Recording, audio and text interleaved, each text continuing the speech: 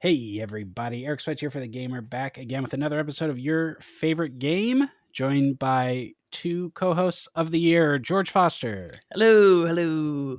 And the Gamer's Editor-in-Chief Stacey Henley. Hello. It's a new year.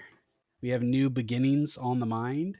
So this week we decided that we're going to be tackling your favorite game that started a franchise. This one was really fun for me because I'm old enough that I was alive for the beginning of most video game franchises. Not all, but most. Not me. Maybe not so much for George. But it was also a little tricky because I have so much nostalgia that, I mean, a lot of my favorite games are the first one, but they're not necessarily the best one. And I had to sort of grapple with that. But also, I found it to be a little tricky to stick to the rules that I made up in my own head for this about what the start of a franchise actually is. What are those rules? Enlighten me in case I've done it wrong. Like Again, like I thought about Prince of Persia, right? PS2. Oh yeah, the first Prince of Persia. Well, that's not the first Prince of Persia. Yeah, No. Right. because it goes back to the 8-bit days. So yeah, but you know, is it the start of the 3D franchise, like Sands of Time how trilogy? yeah, and also like Metroid Prime, the start of the Metroid Prime franchise, Yeah. not the start of the Metroid franchise. So I was thinking a lot about that stuff and trying not to be too loosey goosey with it. But did you both have any trouble? I thought of mine really, really early, and then I've thought of some of the ones that I could discuss, but a lot of I started gaming in the PS1 era, and a lot of the games that I got really early when I started gaming were all kind of the start of things, because the 90s, 3D era PlayStation, a lot of things I think kicked off. And I think if you grew up on Nintendo, you probably had to hit the ground running a little bit, because they had like series that existed before you were born. But because PlayStation really wanted to show mine actually isn't a PlayStation game, but mostly because PlayStation really wanted to announce itself on the world stage, I think so many of those early PlayStation games were trying to do something new and different, and they had that kind of attitude about them of there's not a game like this anywhere else. Yeah, I had the difficulty of me is that I've talked about so many of mine before. A lot of them do happen to be the starts of things, but I've landed on one that I don't think I've ever talked about, but it's a good choice. So I don't think I've talked about many there, actually. Yeah, the thing about games is that they do tend to get better, movie sequels are often considered worse because it's like you told your story and now you're sort of forcing it with a sequel. But with games, you take everything you learned in the first game and then you improve it, right? Like you fix the problem. It's just like a totally different thing. So most of the time, the second, the third game are going to be better than the first one. Yeah. And hopefully we have some counter examples to that. So, Stacey, it is your turn to go first. What is your favorite game that started a franchise? So my favorite game that started a franchise, I would say it started the franchise. It also started me in gaming. It was the very first video game I ever played. Wow. It is Pokemon Blue. Yeah. Biggest franchise in gaming, possibly the biggest franchise in the world. All started with Red and Blue, I know, but for me it was Blue. Yeah. It's Pokemon Blue. Everyone listening or watching, they know what Pokemon is. I don't explain how Pokemon works. The really cool thing, I guess, about Blue is so much of it is like sellotaped together. There's like so many gimmicks in Blue that you can do that just they're not supposed to be there. I can't remember all. There's like if a Growlithe faints at a certain level, your game just dies because that was coded wrong. So there's so many like bits to it that missing now. Yeah, exactly. Yeah, the rare candy cheat and all that kind of stuff. Like, there's so much in the game where when you play it, you don't think this is going to launch a franchise that makes hundreds of billions of dollars. Do you know what I mean? Like, it's a cool RPG. I think it does what it's supposed to do really well. It's really like intuitive, which I think is why it has lasted and why Pokemon is kind of still doing the same thing. And kind of underlying Eric's point, my favorite is the sequel, Gold. but it does so much of what we now consider to be kind of the old stale Pokemon formula. It still sells millions with that formula, and they invented it in 1996. There's as much as I don't like that Pokemon relies on that, and I would rather see it embrace new ideas a little more, the wild area, do a kind of Tears of the Kingdom does Pokemon sort of thing. As much as I would like to see a different direction for it, it's still doing Pokemon Blue, and it's still working. And I have so many great memories tied up in Pokemon Blue. Like I say, it was the first video game that I played. And I probably would have gave games a shot if I'd played something bad. I probably would have been, let's try a second one out. But, obviously I owe a lot of my life where I am today. Working in games, I find this job really fulfilling and exciting, and I get to do a lot of cool things with it. And if I didn't like Pokemon Blue, if I hadn't played Pokemon Blue as a kid, I don't know that this is the kind of path that I would have necessarily taken in life. So it's a game that I suppose more than most other games, I feel like I owe a lot to it. So when we were talking about, the start of a franchise, I didn't really have any other thought in my head. I've got some other examples to discuss because there's a lot of cool first games, but Pokemon Blue, it's the video game. It's a Mount Rushmore of a game. It's kind of all there in Red too. Like, we complain about how Pokemon is just the same game every time, and that game is Pokemon Red and Blue, right? Like, I mean, each generation has had its own little gimmicks and new mechanics that don't carry over to the next one. Really, the only thing missing from Red and Blue is breeding. Like, that's the only thing that became like a core. And they still have the Pokemon. Eggs. You still drop your Pokemon off and it levels up. They just don't have the egg part. They still have the daycare bit. They just don't have the eggs. Yeah. So even the groundwork for that exists in an idea that was in Blue, Red and Blue. Exists. Yeah. Excellent. Thank you. Yeah. The trading, Elite Four. It's all trade evolutions. It's also one of the few games where you can take different paths as well. In most games, most Pokemon games are linear, but after you get the first 3 badges, I want to say, after you get the first 3 badges in Pokemon Red or Blue, there's a correct path of levels for 4, 5, and 6, and to an extent 7, although you can't get 7 immediately next. But 4, 5, 6, and 7 you can get in alternate orders. You don't need to get the badges to progress all of the narrative, and I think that's a really cool thing. That as a kid, you can kind of discover that. I don't think anyone who was playing at the time was playing it to break it. Certainly, no one in my age bracket of 7-year-olds. But you found different ways of doing things. Obviously, there's so many bits of mythos, right? The Mew under the truck and all those sorts of things.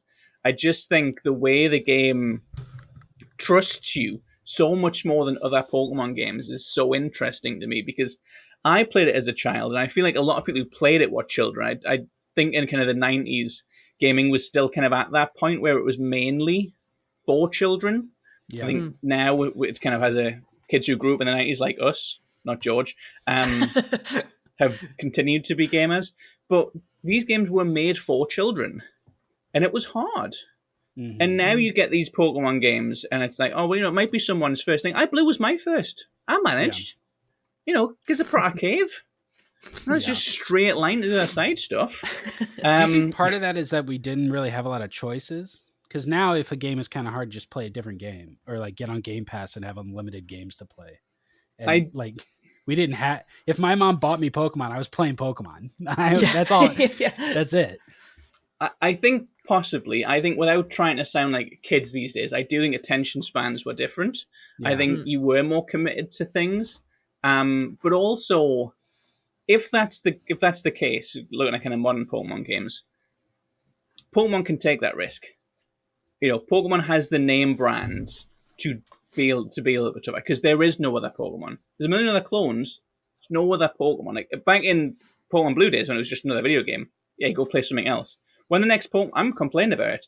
When the next Pokemon comes out, I'll be there day one. Because it's Pokemon, I'm not missing out. Yeah. And I think there's a lot more room, I think, for Pokemon to acknowledge the fact that the game is 25 years old, a bit older. A lot of its fans have been there since day one. We don't need a more mature experience with, like, underground fight clubs and we all take drugs and you can drink alcohol. World. Yeah, but I do think understanding that a lot of people who play these games have been playing video games for 20 years, 25 years, 30 years. Cut us a little bit of slack. I understand some people are kids playing for the first time. I no longer believe they're the primary audience of Pokemon, and I think it's really disappointing that Pokemon has not shifted its mindset from that. Yeah. And going back to Blue and seeing the respect that Blue gave us, and I'm breaking the rules, I'm going to talk about Gold, which is a sequel, but Gold especially, when you beat the Elite Four, and you go through a cave, it doesn't tell you what's on the other side, and it's just Pokemon Blue. Yeah. Pokemon Blue lives inside Pokemon Gold, which I think helps its legacy as a Mount Rushmore type of game. It's just so cemented to me in the fabric of what video games were when I first started. And I don't, not to denigrate your options, but I don't think there's another franchise that has been launched as successfully as Blue. I got it right straight off the bat. It was the biggest game in the world in 1996. Still the biggest game in the world today. Yeah. And what a crazy thing to look back and see, like, because it wasn't just a video game, right? No. It was also a TV show. It was also the biggest trading card game in a decade. It's a way of life, almost. The stickers, they had so many food tie-ins, like candies and, speaking for the American audience, candies and soda. There was so much going on with Pokemon. It was everywhere. The Vatican did a speech about it. Yeah. That's how big it was as a video game. An instantly full force multimedia franchise. Yeah. Like, it came out of the gate with this is a video game and a trading card game and a TV show that are going to last the next 30 years plus. And they did, If it came, something that came out today, it would be written off as an industry plant and it would be seen as cynical and forcing the issue. It couldn't be born, I don't think, today in the way that it was. No. Yeah. Cause look at Exodus. Exodus isn't out yet, but they did a secret level episode. Yeah. They're launching their tabletop RPG. And it's why should anyone care about this? But why should anyone have cared about Pokemon? Yeah. And yet they were we're turning our entire country's gross domestic product into pocket monsters. That's wild. Yeah. Wow, what a game. Great game. I still think it's a great franchise. We don't need to talk about all the various spin-offs outside. I do think it's in a slump at the minute, but I still have faith that it can get back up. And I think it's one of the few series that I really do see as future-proof, because we've seen other games come out and be completely broken, and that's ruined the legacy. And then Pokemon launched with Scarlet and Violet, and everyone was like, oh, it's fine. Scarlet and Violet was as broken as some of these worse franchise destroying games that have come out, and everyone was just look, it's Pokemon. Pokemon tax. It's unbelievable. I can't believe how bad Pokemon games have been for the last few years. It's unbelievable, and selling better and better every time. So what are you gonna do? Still rising. Yeah. All right, Georgie, what's your favorite game that started a franchise? And don't say Dead Rising. No, but I will say how difficult it is to follow up Pokemon. Such a great example there. It's anything else I say is going to seem a little silly, but I did have to take this into consideration a lot, because a lot of my favorite games are first. I could go, Psychonauts, that's good, but that's two games. I wanted to think more realistically about something that's stood the test of time and had a stable sort of franchise, and nothing to my mind jumps quite as well as Ratchet and Clank. Ooh, I think for me that's the one. Yeah, the first Ratchet and Clank rules, but they all kind of do. So why? That's it. It's consistent. It's I thought about Crash. Crash, I'm sure jumped to Stacey's mind as well. Yeah, and I was I love Crash, but then Crash hasn't exactly had really a stable career over the past very stop start, very stop start. Yeah. Ratchet and Clank, besides maybe one, which is all for one, just been non-stop bangers, and that all started with the first one, the first Ratchet and Clank. And I, as you both know, as anyone listening will know, I wear my love for things on my sleeve quite a lot. I'm very, we joke, Dead Rising, Kingdom Hearts, both. It's very literal because you have a sleeve tattoo. Yeah, literally. Video games you like. And that did come to mind. I looked at my arm, as I often do, and I was Sly Cooper. So you find your ideas, huh? Yeah, I'm like, oh, well, this week I'll talk about, The Last of Us, probably. But I saw Sly Cooper, and I was like, well, Sly Cooper's a great example. I was like, I prefer Sly. I prefer a lot of things to Ratchet and Clank, but Ratchet and Clank, especially the first one, really meant a lot to me. I think what really makes it stand out, and I think what puts it on top for me, is the fact that the first game is so unique in the fact it creates like the base work for the whole series. So Ratchet and Clank, it's about the weapons, it's about visiting worlds, it's about the combat with guns and a mix of melee, and it's about wacky characters. But like that's all remained consistent. The first game started that. But what makes the first game more interesting is the fact it has like this anti-consumerism, like really negative and kind of like, I don't want to say badass, but it's kind of like punk rock. It's very counterculture. Yeah, it's very punk rock vibes, counterculture vibes. Like it's, you don't get that in any other Ratchet and Clank. The rest of them play it really safe. They're very Pixarified, I want to say. Oh, apart from the mischievous titles. Yeah, well, in the UK, we don't even get them. They're wusses. Oh, really? So they have different titles? We don't have Up Your Arsenal. No, they changed it. For 2, we got Locked and Loaded. No, Locked and Loaded for us. Wow. Ratchet and Clank 3 didn't even get one. They were just like, we're not even going to try. But yeah, Ratchet Full and Frontal Clank. Assault? What did we get for that one? That was I can't remember. I just call them by the American names because I think it's funnier. What was Full Frontal Assault? That was like the team-based one. What about Quest for Booty?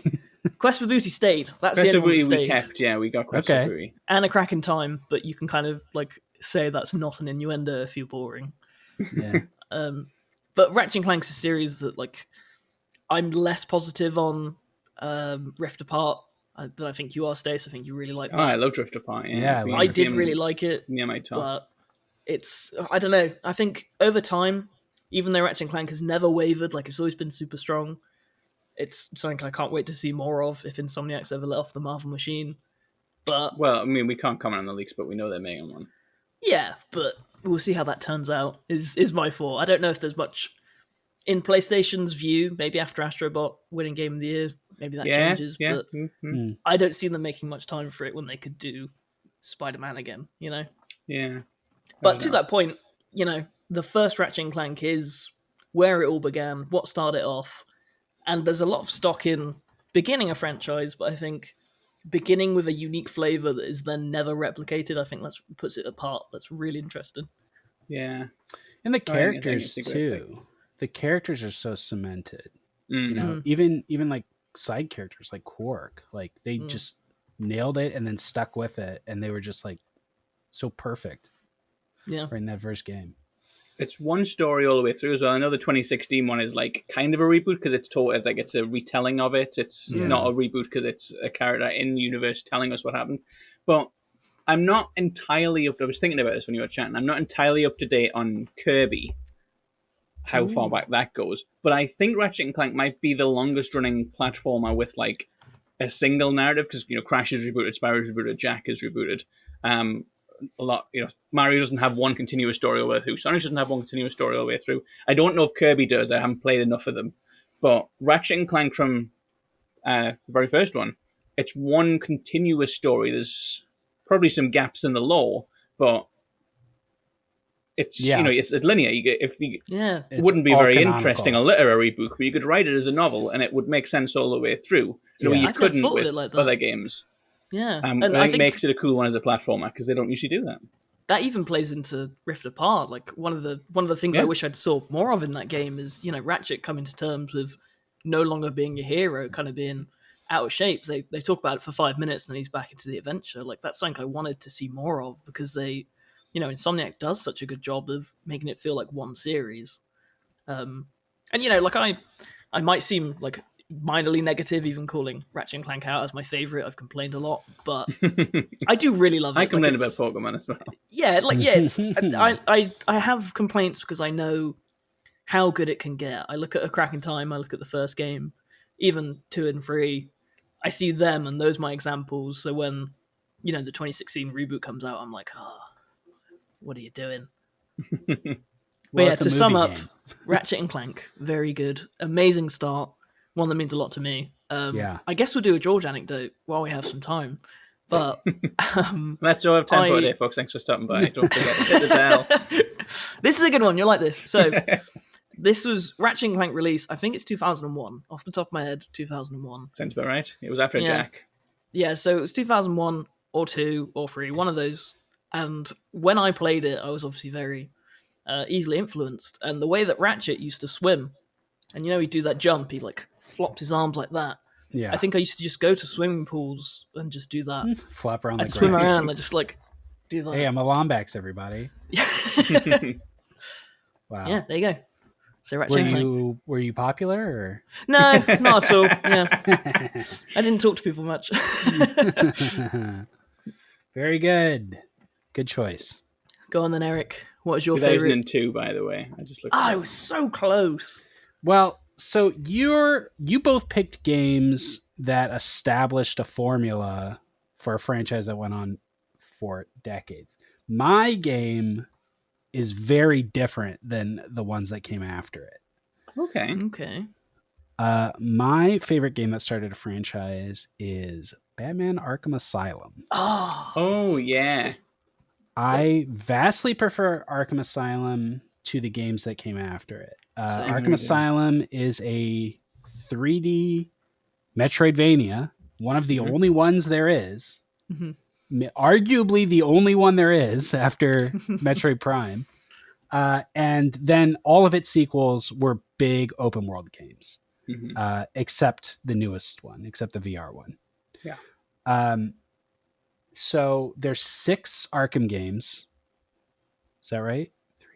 3. Yeah. There's 5, right? Two VR. Oh, I forgot about the first VR one. Yes. Yeah. Yeah. It's like a cutscene one, isn't it? And I totally get why Arkham City, everything after Asylum switched to the big open world thing. That was the style of the time. That was more commercially. I think it was a good choice, and I think those are good games, but it really lost the intimacy of Asylum. It lost, and I think it also like kind of lost the Batman identity of it. It doesn't feel as much like a detective game in the sequels. You still have like detective mode stuff, and you still investigate crime scenes, but it's very gamey in a way that Asylum is like actually taking in your surroundings. Yeah. You can't really get things wrong and see. Yeah. You can lose fights, but you can't really get the plot wrong or the kind of the quest that you're doing wrong. Right. Whereas like Asylum is a prison-sized crime scene. Like the entire game is an investigation, and you really learn that environment. You learn your way around. And I just love, that's one of my favorite things in games is when you're introduced to a new place and over time it becomes familiar. Like I could draw a map of Arkham Asylum pretty accurately. And you just lose so much of the identity when it just becomes a big generic open world with the same repeated skyscraper over and over. Hard agree. I prefer City, but I do completely understand what you're saying. I have always preferred Asylum, but I've never, until Eric has kind of said it there, it's never really clicked why. I was like 9 when Asylum came out, sorry everyone. And I didn't realize it was a Metroidvania, because obviously all I thought was Batman, cool, smack, detect, but now looking back, it's like so uniquely crafted, such a unique way to do it. I like City, I like Night, but you're right, Eric, Asylum's the one. The whole world, if you started the game with all of the equipment, you could access the whole world. The only reason you can't get to certain places is because you don't have the right tool. And then as you progress through the game, you get the tools that let you get different places. So at the beginning of the game, you walk right past where the game ends. Yeah. I love that stuff. Yeah. I love the level design, man. But it's not completely different from everything else. Like it established the combat system, which is the thing everyone discusses really. That's its biggest legacy, I think, in games. Yeah, for sure. Yeah. And it was fantastic. And I don't think it got that much better in the sequels. I think it was pretty much all there in Asylum. That sort of rhythmic, like combo meter Yeah, there were a couple of gadgets that got added, but even then they weren't like the big. Like you still think of the batarang that's in the first one. I think like the glue gun exploding. I think comes to sit. I don't think that's in Asylum, but it's pretty rarely used.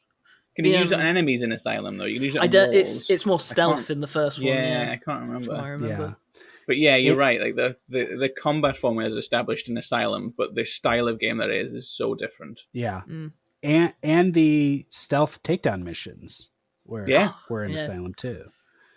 It's the bat. He's hanging from the ceiling. Yeah. Hell of a game. I could see George holding back from pointing out that Star Wars Jedi Survivor is actually also a 3D Metroidvania when you said it's the Oh my god, it is! Yeah. No, I've unless it's told to me, Metroidvania is just... Yeah, I don't know about that one. Not to the same extent as Batman. It's definitely is. And there's two planets, which changes it quite significantly. But yeah, it does bill itself as a 3D Metroidvania. Yeah, it's true. I hadn't thought of that, actually. It's just not one continuous world. And I think that's a big part of the Metroidvania thing. I was torn between. I had really two top choices here. I went with Arkham Asylum, but I could have just as easily chosen Tony Hawk's Pro Skater. Yeah, that was also on my list. One of the 90s Attitude games there I was talking about at the start. I love Tony Hawk's. I played all the Tony Hawks for a long time. There was a point where I fell off because they just kept going. They just kept spinning off into weird stuff that I didn't. But I played through at least Underground 2. And you missed Project 8? Yeah, I didn't play Project 8. I've done all of them other than the one where you had the peripheral. Ride, was it called? Yeah, I didn't ever have Ride. But I didn't play Downhill Jam. I did. Terrible. I think I briefly played Downhill Jam. I think it was on a friend's PS2. What if we made a game and put the worst level we've ever done? I don't think it's worth. I like that level, but I wouldn't do a whole game on it. I like everything in the first Tony Hawk's Pro Skater. Yeah. I love that game. I played that game so much. So I didn't really play sports games. Like a lot of my friends would like hang out and play Madden. Yeah. But anytime I was picking the game, we were playing Tony Hawk's together for sure. Yeah, another one where they just nailed it in the first one, and then everything else was just like, let's just do another map, let's just do more characters, let's just do better graphics. And then even when they did change it, like 3 and 4 kind of are slightly open, and then obviously Underground and American Wasteland go not fully open world, but really embrace. You can get off your board and you can run around and stuff. It still kept like everything that made the game so special. Like from the it was still basically about like, can you land a McTwist and get the hidden videotape? Yeah. Such a special formula. Let me do a couple more obvious ones before I jump into some more divisive ones. Dead Space. Yeah, Dead Space is on my list. Dead Space 1, obviously better than the other two. One of the best survival horrors ever, if I must say so. Yeah. Yep. It's just Resident Evil 4 in space. Exactly. Yeah. It's also not. It's so much more than that. No, I like it. It is though. I like it. Super Monkey Ball never needed a sequel. I love the Wii version. I think many of them are enjoyable, but I don't think there's any way you can argue they ever got better after the first one. I think that's fair. Yeah. Yeah. Yeah. Same with Ape Escape. Ape Escape 1's good. 2 and 3 are pretty good. Really? Yeah, but they just Ape Escape 1, but again. Yeah. The controls got less annoying. I mean, that was the big thing. Well, they added the what was the analog, wasn't that? That was the first game that had analog, I think. Yeah. And they really let you know it. Jesus Christ. Yeah. Overdo it a little bit. Beautiful Joe. There are 3 Beautiful Joes. Yeah. The first one is so good, and the other 2 are not.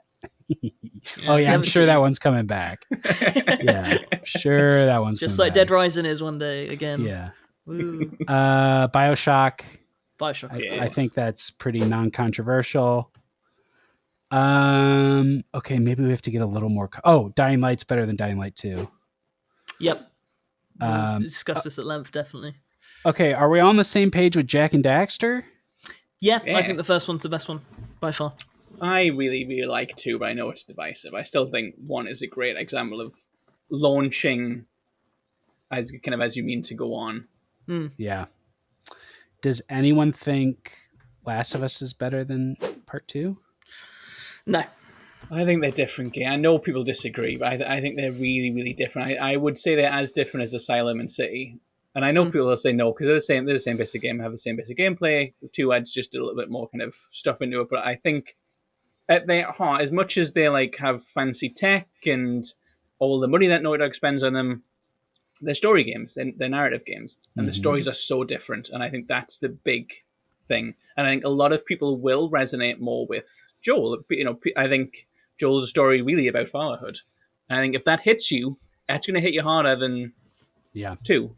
It doesn't hit me at all. Loss and grief. Yeah, but 2 is a lot more, I think, hopeless. I think 1's a more hopeful game. I know 2 has a redemptive ending, and I know 1 doesn't. I know 1 has a very controversial and violent ending, but I think it's a hopeful game pretty much all the way through. Yeah, and I don't think 2 is, and that's why I think it's better, because it's riskier. It's also a difference of like scope and pacing too, right? Like, it's double the length. Yeah, it's kind of like a Hobbit to Lord of the Rings kind of thing.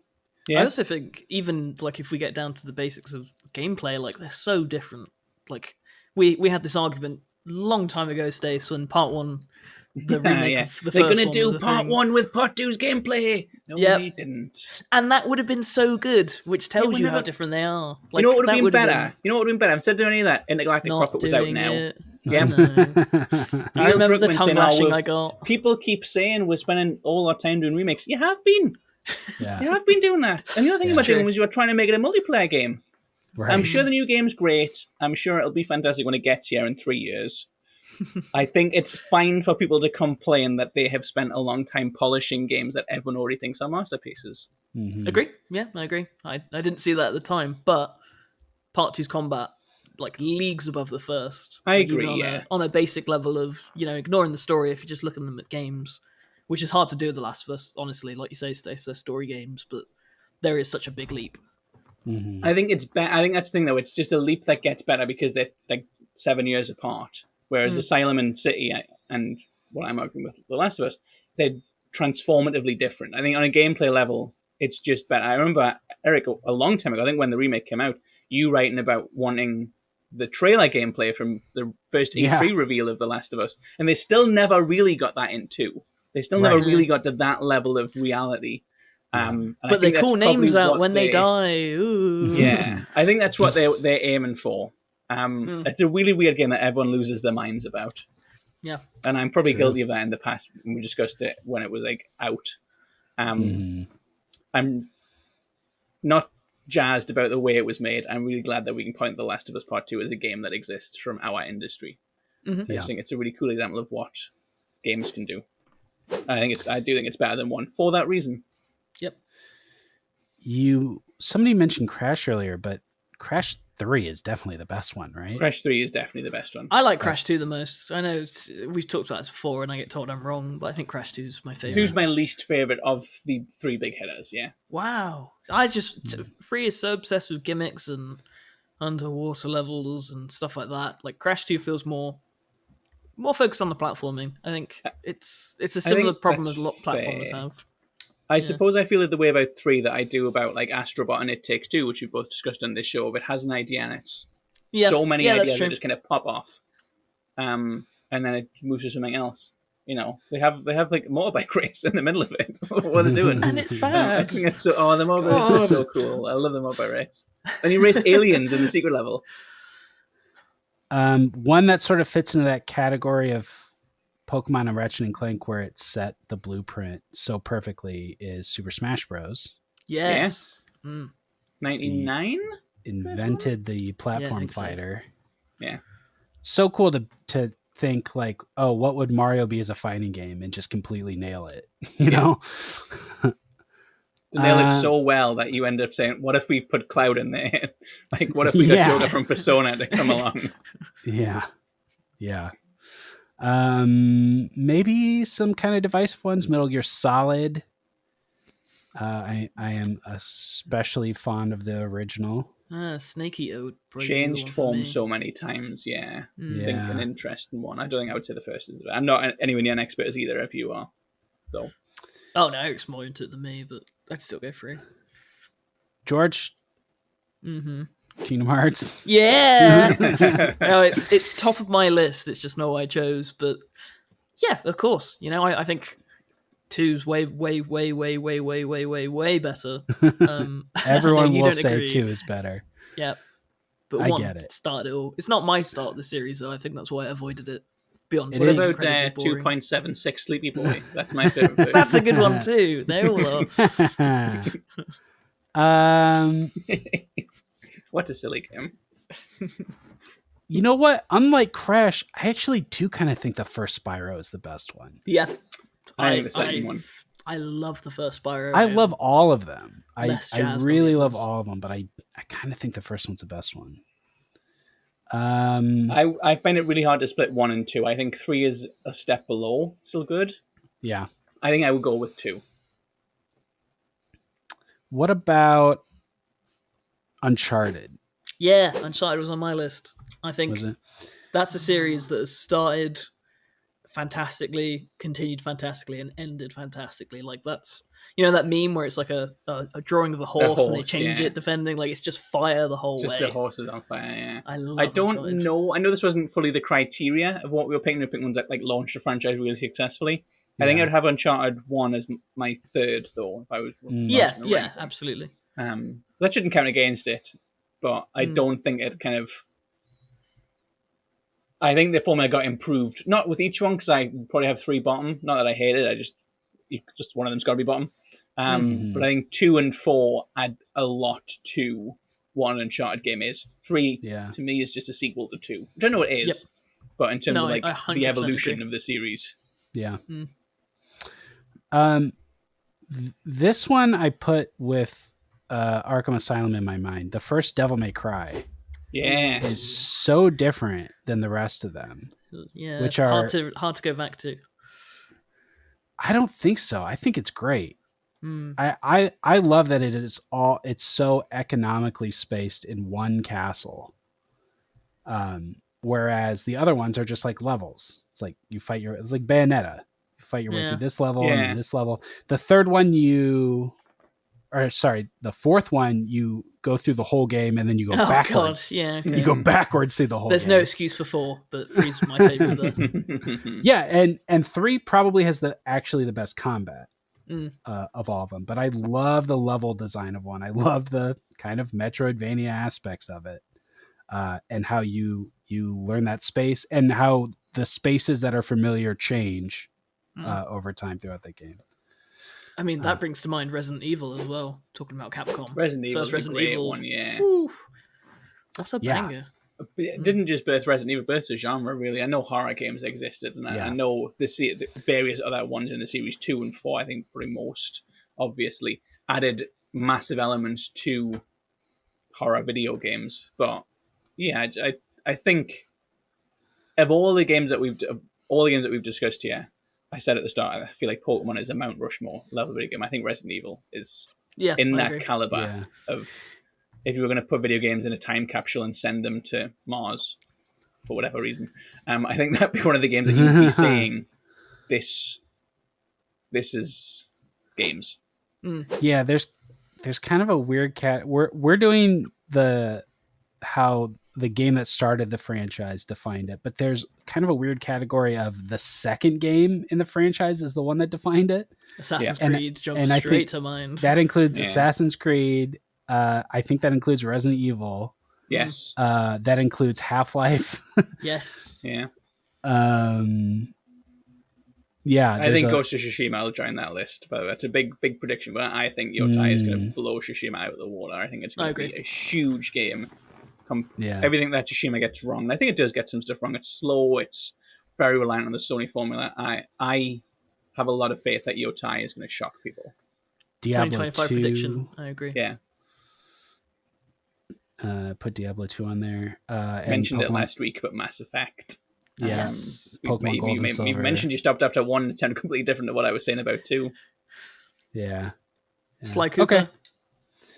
Sly Cooper 2. Well, actually, most people would argue Sly Cooper 2 is the one. I really like the first one. I think it's so simplistic. It's just like a level-based platformer with really good movement and abilities, and then Sly 2 just completely changes the game. If we ever do an episode on, sequels that like have raccoons really in them. Yes, sequels with raccoons in them. That's probably the only one. But if we do ever do one on like the best games second in a series, Sly Cooper 2 is the one. You heard it here first, folks. All right. Anything else? I have a really controversial one, actually. Yeah. Ooh. Which neither of you are going to respond to at all. I would put forward FIFA 99. Now, FIFA 99 was not the first FIFA game. The first FIFA game was 93, and then it had one every year. It had 94, 95, and 6. I think was like the first time it was like closer to what a FIFA game is these days. And they had 98, which was the road to the World Cup. FIFA 99 for me was the first FIFA game that really established the more arcade-based realism that not just FIFA has. Every single successful sports game that exists today follows that formula. I know Madden, I know those NBA games that were out before FIFA 99 that did things very well. I still think FIFA, all of the FIFAs, the king of what it means to be a realistic sports game that is still engaging to people, not a kind of hyper-tactical sim. And 99 was the first time I felt that the basic attribution of strength, speed, shot power, that's still what you need to win in a FIFA game today. You don't need a lot of other stuff. There's a lot of very, very good actual football players, actual athletes who are terrible in FIFA because they don't have arcadey attributes. 99 really established how to make a football game engaging in a way that it felt like you were watching a real game, but also you knew it was a video game.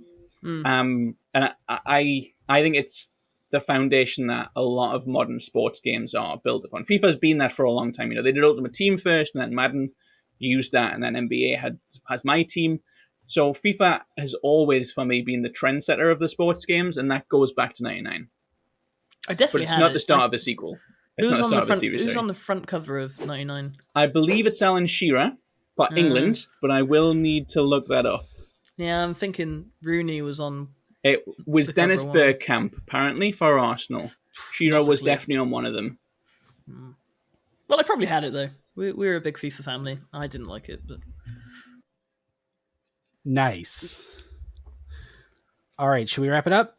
Yeah. Let's go. Great. Thank you so much for watching. That's it for this episode. Those were our favorite games that started a franchise, but we also want to know your favorite games that started a franchise. So leave us a comment down below. We'll be back next week with another episode of Your Favorite Game. Don't forget to like, subscribe, hit the bell, and visit us at thegamer.com. That's The Gamer, no spaces.